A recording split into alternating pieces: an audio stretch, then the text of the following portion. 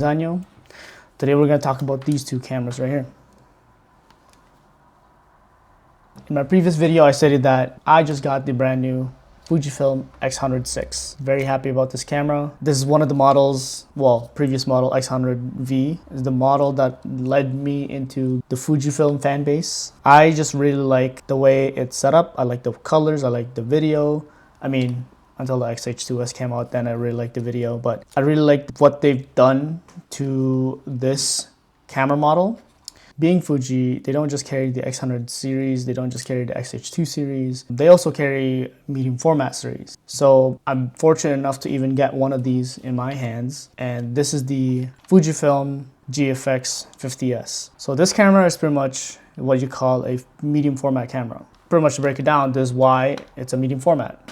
The sensor is massive and it just gets a lot of detailed information from an image to that camera. Whereas this, I mean,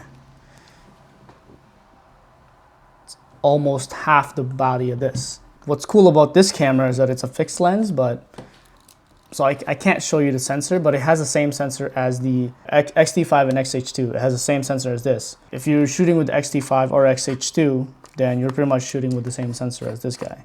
Let's get down to the facts of this camera. The brand new X100VI. I'm not a very in-depth tech review guy. Hell, this is not even a tech review. It's just kind of things that I just like about this and liked about that. Obviously, we can tell the difference of the size. This has no lens. This is just the body alone. The lenses for this usually goes around about this far wide. Depends on what lens you have. Obviously, the 45 to 100 goes up to here. Some lenses go up to here. With the Fuji, you're stuck with this. So this is I believe this is a 23 mil. So this is 23 mil f2 lens, and it's equivalent to a 35 millimeter full frame. And you're stuck with this. You can crop in and crop out to make it kind of like a telephoto lens. That's what's great about having this camera, is that second fact is that this thing has 40 megapixels. Jam-packed information in there. You can crop in with no problem. Obviously depends on lighting. Finally has IBIS. IBIS stands for in-body image stabilization. So pretty much if you have shaky ass hands, that will cover it. What's really great is that when you're shooting video, you can finally activate IBIS, and that will handle all the micro jitters that you have in your hands. Now talking about video, it shoots 6.2K video, but it has a crop. So I only shoot 4K on this anyways, because I want to have more room. I don't want to crop in, and shooting on a 35 mil, it's already tight. So it's not wide. If I change this camera with this camera, it's going to be tighter than this. Shoots F-Log 2, which is dope. It has internal ND, which is great. Aside from that, I think those are like the main features that's like I think people would care about. Talking about the GFX 50S, this is old camera. So this was released literally this year, and this was released, correct me if I'm wrong, probably 10 years ago, something like that. And the reason why I got this is because I want to shoot more portraiture and possibly move on into more like fashion and food even, right? So in those kind of photography, in my opinion, requires a lot of information, whether it be cropping in and just, you know, if you want to blow it up to a billboard, it's no problem. Obviously, you can also blow up images on a billboard from an X-H2S or from here, but it's just easier because this thing has a lot of information and details that will retain. Again, I'm not into very techie review, so I don't really know the difference. I just want to see with my own two eyes what the difference is between this camera and this camera from my computer, and also almost everything is going to be thrown into IG, so that's the only kind of difference I need to see it from. So again, we talked about size, massive. Like check out this battery. Battery's a brick compared to the battery of that. Cool that has the dial things. I really like these. I like this from all the Fujis. It shoots HD video, 1080, that's it. No IBIS. Really fucking slow camera, not gonna lie. It's a really slow camera. Even its autofocus is lacking, especially, you know, the age is showing compared to the newer cameras. The autofocus really hunts when you're trying to capture, like, you know, getting the focus point onto someone's face. Yeah, I think that's pretty much it. The reason why I actually wanted to make this comparison, if anything, is because this is the camera, this two cameras, the only thing that's very close in terms of megapixels. So when I was starting off, and I feel like everybody still kind of have that mentality, megapixels is kind of like everything. So like, you know, trying to get as much megapixels as you can in your camera as possible. Now, this thing has a 50 megapixel sensor. This has a 40 megapixel sensor. However, this has an APS-C sensor, and this has a medium format sensor. So again, I'm going to show you again. That's a medium format sensor. It would be probably this size. That would be an APS-C sensor right there. Comparing that to that, there should be a crazy ass difference. Having both of them kind of close in megapixel count, I don't know if it's going to be close or not. I wanted to do this video for it, in all honesty, because what's the difference between megapixel count versus sensor size, and how would that compare if it's, let's say it's the same, because the Canon R5 shoots 50 megapixels. So, and that's a different one because that's a full frame, closer to a medium format. Whereas these two are kind of like a big jump, right? APS-C medium format. So I wanted to see what the difference between medium format 50 megapixels and APS-C 40 megapixels. And I actually shot a couple of photos from this little comparison. So.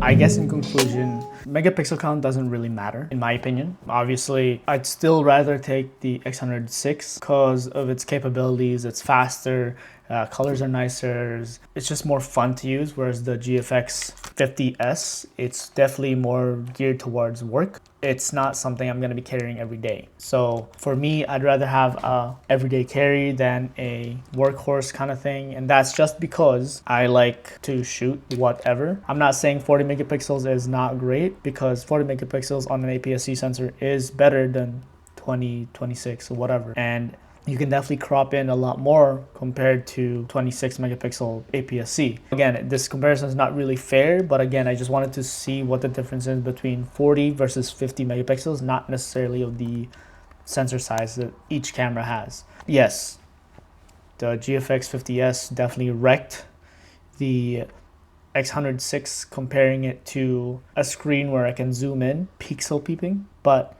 for a camera that you're supposed to use for sharing and online and whatever, and even with this camera, because, you know, like, unless I'm printing it on a billboard or magazines or whatever, most of the time the stuff that I even shoot, no one really sees it. You know, it's mostly for social media or whatever. So X100VI is still a better option in my opinion, and the lens price wise anyways, this is a lot better. You pay this and you're good to go. Obviously, you need to get a memory card and stuff like that. But with this, you need to get a lens, a memory card, extra batteries, because this thing died pretty quickly.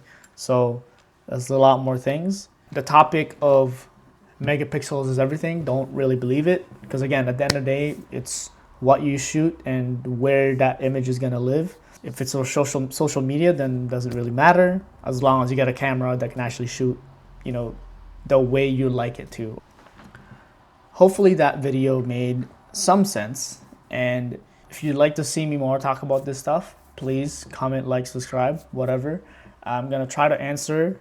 If you do comment, I'm gonna try to answer the best of my abilities. Again, this video or even this channel is not really about technical review. It's more about how I get around getting those images that I want with the equipment that I have. Yeah. And hopefully that's how you should approach it too. It's not about gear, but gear does help. Hopefully that helps. Hopefully that makes sense. Anyways, peace.